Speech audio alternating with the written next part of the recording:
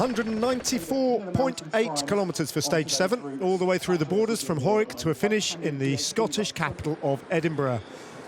Overcast conditions, strong winds forecast for the day, and the potential for another very difficult day to control for the Ineos Grenadiers, as De Koning Quick-Step, once again, as they had done on stage 6, tried to get away and rip a powerful group apart. For a while then, Pascal Eenkhoorn found himself off the front from Jumbo-Visma, with Yves Lampaert as the groups formed and reformed and eventually settled with a 7-man group, including a rider from Caja Rural, Seguros, who was riding high in the general classification at close to 3 minutes. His presence in the breakaway spelt potential difficulties, and so Joel Nicolau was taken out the back by Yves Lampaert and Matteo Jorgensen. And then Lampaert left them, Jorgensen chased back on, Nicolau dropped back to the peloton slowly, unable to go with Jorgensen. That left 7 riders at the front of the race,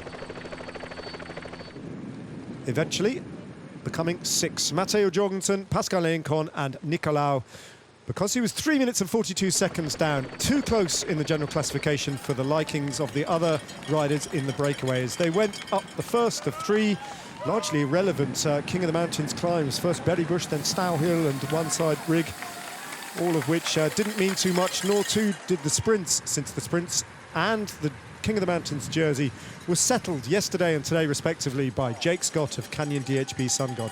So then it became a question of whether or not Matteo Jorgensen could threaten the race lead, starting the day at 5 minutes and 6 seconds as the gap built up to 9 minutes, and whether or not one or other of the De Koning Quick-Step riders, or indeed Matt Gibson from the Ribble Weltite team, could win the stage.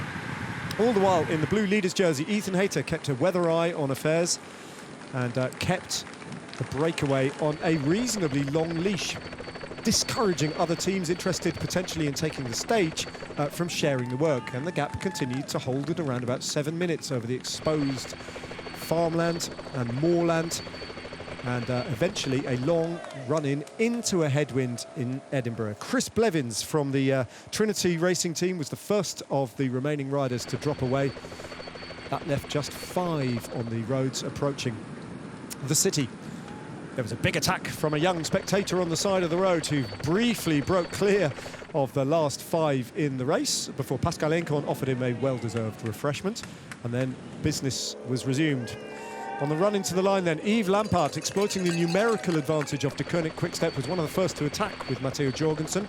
Matt Gibson did very well to close the gap to the lead 2, and those 3 went clear, never to be seen again.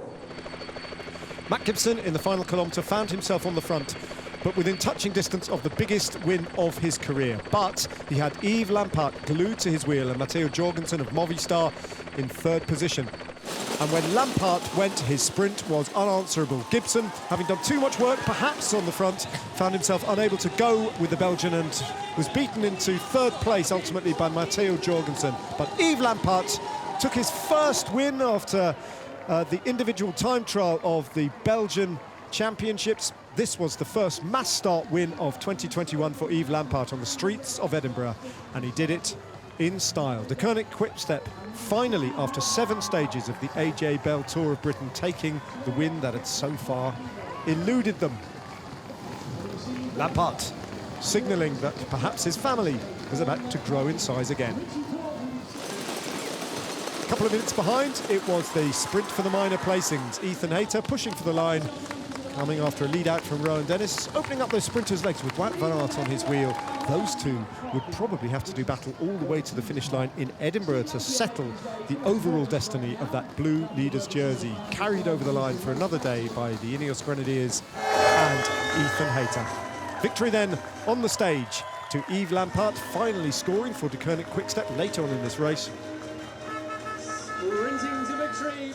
The Flandrian rider then, the winner of the stage, Ethan Hayter, happy with his day's work, taking that race leader's jersey into the final day of racing in Aberdeen. It is very close indeed. 4 seconds, still the gap between 2nd and 1st. Julian Alaphilippe continues at 21 seconds, but Wout van Aert will look to reverse that on the run-in to Aberdeen on stage 8.